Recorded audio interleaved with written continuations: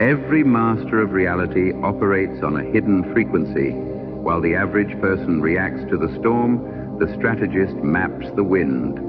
Most people believe that strategy is a checklist of clever moves designed to defeat an opponent. But true strategy is not about winning a war. It is about altering reality so profoundly that the conflict becomes unnecessary. The true strategist wins before the battle is ever fought. To understand this mindset, we have to look past the surface of things. Stop focusing solely on the entities and start looking at the relationships between them. The true leverage is never in the object itself. It is in the empty space between things. This brings us to the first pillar of the strategist's philosophy, absolute detachment. In ancient Japanese traditions, there is a concept known as mushin, which translates to no mind. It does not mean being thoughtless. It means possessing a mind that is not fixed on or occupied by any single emotion, judgment, or rigid plan. Most people fail because they fall in love with their plans rather than reality.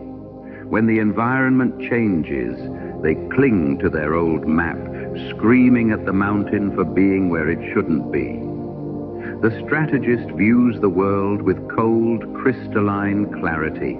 They do not wish the storm away, nor do they curse it. They simply calculate its velocity and adjust the sails. To think like a strategist, your ultimate allegiance must be to what is true, not to what makes you feel comfortable. The second pillar is the law of asymmetry.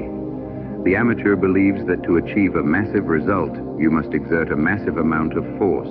The strategist looks for the fulcrum. Think of Archimedes, who famously stated that given a long enough lever and a place to stand, he could move the entire earth. In your life, your career, and your conflicts, you must look for the point of maximum leverage, the single vulnerability or opportunity where a minor expenditure of energy yields an overwhelming shift in power. You do not win by matching an opponent force for force. You win by redirecting their own momentum against them, using the weight of the challenge itself to clear the path. The final and most crucial pillar is fluid adaptability. The legendary military theorist John Boyd created a framework known as the OODA loop: observe, orient, decide, act. The secret to this framework isn't just going through the steps. It's looping through them faster and more accurately than your environment changes. The individual who can reorient themselves to reality the fastest always wins. This requires the fluidity of water. Water does not fight the rock. It flows around it. It takes the shape of whatever vessel holds it, yet it can carve through mountains over time. A rigid plan is a fragile plan. A fluid strategy is indestructible because it transforms obstacles into the new path forward. Ultimately, the philosophy of a strategist is a masterclass in humility. It is the realization that you cannot dictate the universe, but you can absolutely master your position within it. Stop reacting to the immediate noise. Step back, look at the entire board, find the hidden leverage points, and move with absolute clarity. That is how you stop playing the game and start rewriting the rules. Rewriting the rules requires a profound shift in how you view time. The amateur measures progress in days and weeks, constantly demanding immediate feedback and burning out when results delay. The strategist measures in seasons, decades, and generations. They understand the principle of the long horizon. When you extend your timeline, your relationship with anxiety completely transforms. An obstacle that feels catastrophic on a 24-hour scale becomes a minor ripple on a 10-year trajectory. By stretching your perspective, you gain the rarest strategic commodity: patience. Patience is not passive waiting. It is active positioning. It is the art of placing yourself where the future must eventually arrive, then letting the momentum of time do the heavy lifting for you. This leads to the ultimate paradox of the strategist. True power is silent. Sun Tzu noted that the supreme art of war is to subdue the enemy without fighting. When your strategy is flawless, it looks like luck to the untrained eye. There are no dramatic confrontations, no shouting matches, and no cinematic showdowns. Instead, the environment simply conforms to your design. You do not force doors open. You quietly assemble the key. By the time others realize what you have built, the outcome is already a structural certainty. You become invisible not by hiding, but by becoming so deeply aligned with the natural flow of reality that your actions leave no friction. To embody this philosophy is to move past the desire for validation. The strategist does not care who gets the credit, because the strategist is playing an entirely different game. While others compete for status, applause, and temporary victories, you are quietly constructing the infrastructure of the future. You become the quiet architect of your own destiny, working in the calm of the present to illuminate the reality of tomorrow. Step off the chaotic surface of the world, descend into the quiet depths of systemic thinking, and allow your long-term vision to dictate your immediate steps.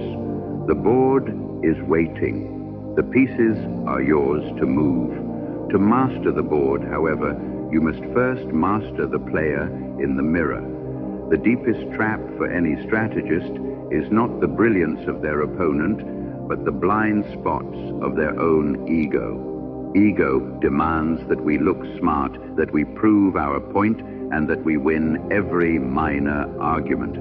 But the philosopher-strategist knows that pride is a structural flaw. When you are blinded by the desire to be right, you stop seeing what is actually happening. You begin to filter reality through your preferences rather than facts. To counteract this, you must cultivate a practice of radical intellectual honesty.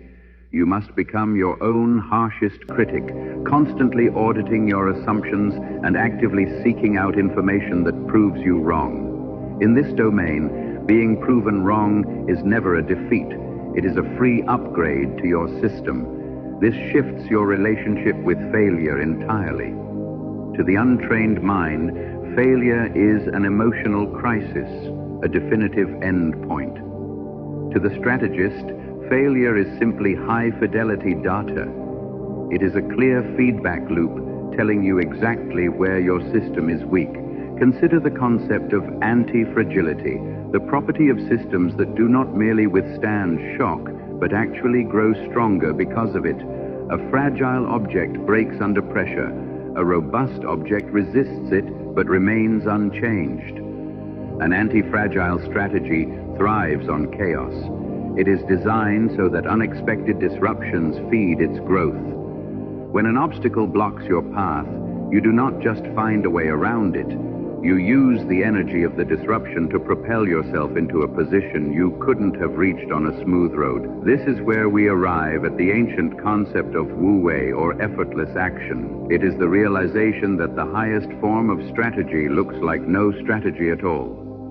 It is the art of aligning yourself so perfectly with the natural laws of the universe, human nature, economics, and psychology, that you no longer have to swim against the current. You simply ride the wave. You do not force things to happen through brute strength.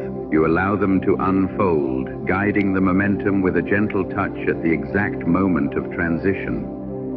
When you live by this philosophy, your daily life shifts from a chaotic series of emergencies to a deliberate, beautiful dance.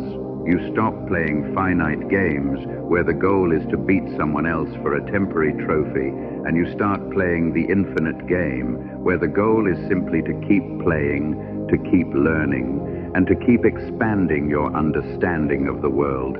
The noise of the crowd fades into the background. What remains is a quiet, unshakable confidence. You know who you are, you know where you are going, and you understand the invisible forces that shape the terrain. The world thinks it is moving you, but in reality, you have already mapped out exactly where it is going to land.